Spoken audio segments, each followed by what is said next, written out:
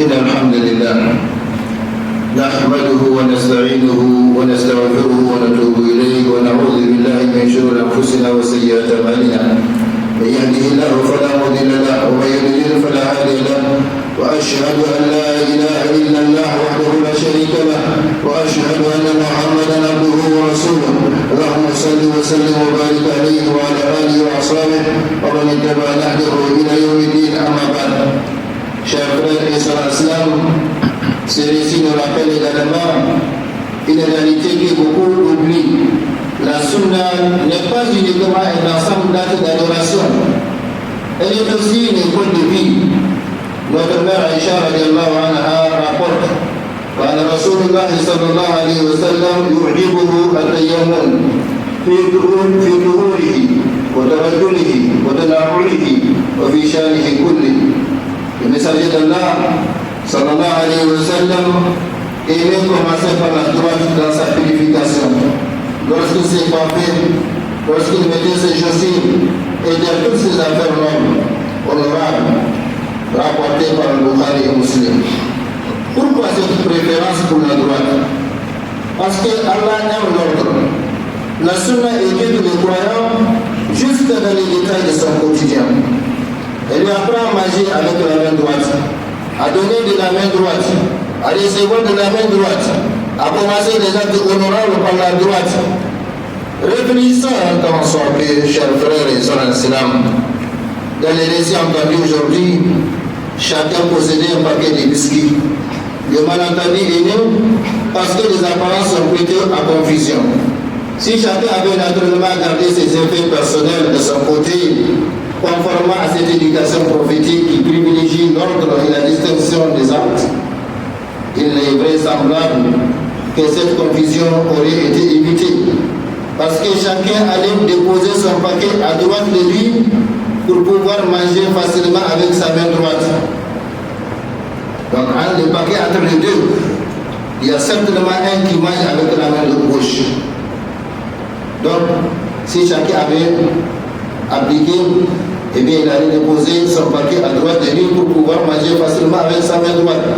Cette histoire nous rappelle donc que les enseignements prophétiques ne sont pas de simples habitudes. Ils renferment de sagesse qui protègent les individus et organisent la société. C'est pourquoi Allah, à plusieurs reprises, a associé les livres et la sagesse.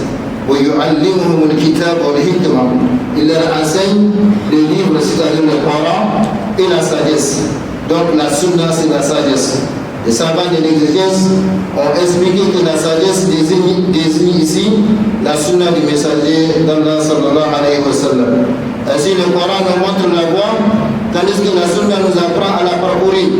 Elle n'embellit pas seulement notre adoration, elle embellit également notre comportement. Chers frères et sœurs, nous vivons une époque où l'on réagit et juge avant de comprendre. On partage avant de vérifier. On condamne avant d'écouter. Le téléphone portable est devenu un tribunal. Les réseaux sociaux rendent parfois un verdict en quelques secondes. Mais le croyant se distingue. Il écoute avant de parler. Il vérifie avant de transmettre. Il réfléchit avant de réagir. Il invoque Allah subhanahu wa ta'ala avant de condamner. Chers frères et sœurs, pour terminer ce commentaire, sachez qu'en réalité, le véritable héros de cette histoire n'est peut-être pas la dame qui apprend une leçon, mais le garçon qui fait preuve d'un caractère exceptionnel. Imaginez un enfant ordinaire à sa place. Il aurait probablement dit « Maman, la dame mange mes biscuits » ou même retirer brutalement le paquet. Mais lui, il ne fait rien de tout cela.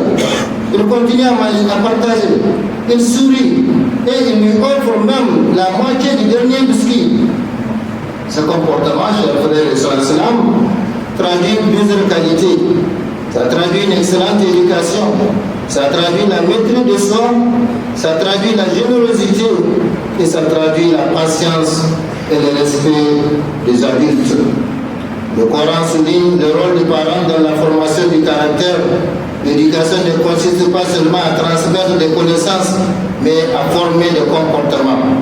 Regardez comment une bonne éducation se manifeste lorsque personne ne regarde. Ce garçon n'a pas partagé parce qu'un professeur ou sa mère était devant lui. Il a partagé parce que cette noblesse était devenue une partie de sa personnalité. Voilà donc le fruit d'une éducation réussie. Retenons aujourd'hui 3 enseignements. Ne réagissons jamais sur les apparences. 2. Vérifions toujours avant de conclure et de juger. Et 3. Faisons confiance à la sagesse de la Sunna, même lorsque sa finalité ne nous apparaît pas immédiatement. Je reprends ces 3 enseignements. Ne réagissons jamais sur les apparences. Vérifions toujours avant de conclure et de juger. Faisons confiance à la sagesse de la Sunna, même lorsque sa finalité ne nous apparaît pas immédiatement. Le véritable croyant est celui dont le cœur est juste avant que sa langue ne le soit. Il demande à Allah de lui montrer la vérité comme étant la vérité et de lui permettre de la suivre, et de lui montrer le faux comme étant le faux et de lui permettre de s'en écarter. Chers frères et sœurs islam, lorsque vous quitterez cette mosquée aujourd'hui, souvenez-vous d'une chose. Chaque fois que vous serez tenté de juger quelqu'un, rappelez-vous cette femme et son paquet de biscuits. Puis dites-vous, avant de réagir, je vais d'abord vérifier. La justice commence par la vérification. Chers frères et sœurs islam, ne demandons pas seulement à Allah de nous préserver de l'erreur, demandons-lui surtout de nous préserver de convictions erronées, car elles sont les plus difficiles à corriger. L'ignorance, on peut la vaincre en cherchant de savoir, mais une conviction erronée, c'est ça qui tue beaucoup de gens aujourd'hui.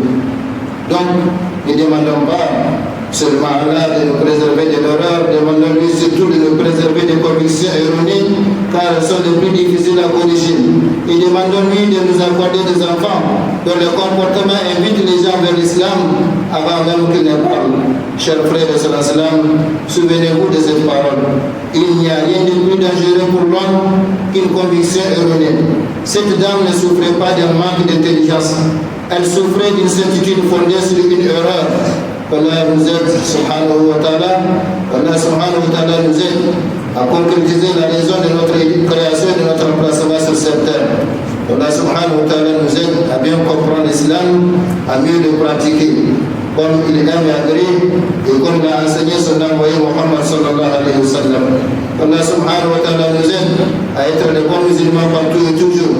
Allah subhanahu wa ta'ala nous bénisse tous et fasse de nous des sources de bénédiction pour les autres. Allah subhanahu wa ta'ala bénisse davantage notre cher pays du Niger et son peuple. Allah subhanahu wa ta'ala nous protège tous, ainsi que notre cher pays du Niger et son peuple. Allah subhanahu wa ta'ala fasse descendre sur l'ensemble de l'humanité ses miséricordes et ses bénédictions. Hada wa sallu wa sallimu ala rasulikum Muhammad kama umirtu bidhalik. Allahumma salli wa sallim wa barik alayhim ala abdika rasulika Muhammad wa Allahumma ala sahabi ajma'in wa anna bi rahmatika ya arhamar rahimin. Allahumma a'izz al-islam wal muslimin fi kulli makan. Allahumma a'izz al-islam wal muslimin fi kulli makan. Wa arina al-haqqa haqqan warzuqna ittiba'ah wa arina al-batila batilan warzuqna ijtinabah. Allahumma ighfir lana wa li ikhwanina al-muslimin wal muslimat wal mu'minin wal mu'minat al-ahya'i minhum wal amwat innaka qaribun mujib da'wat rabbil alamin. Allahumma rabbana atina fid dunya hasanah wa fil akhirati hasanah wa qina adhaban nar. Rabbana la tuzigh qulubana ba'da idh hadaytana wa hab lana min ladunka rahmatan innaka antal wahhab. Allahumma ya muqallibal qulub thabbit qulubana ala dinik. Allahumma ya muqallibal qulub thabbit qulubana ala dinik bi rahmatika ya arhamar rahimin. Allahumma ihdina as-siratal mustaqim siratal ladzina an'amta alayhim ghayril maghdubi alayhim waladdallin. Allahumma salli wa sallim wa barik wa an'im ala rasulika Muhammad wa ala alihi wa ashabihi ajma'in. Subhana rabbika rabbil izzati amma yasifun wa salamun alal mursalin walhamdulillahi rabbil alamin. Aqimus salata wa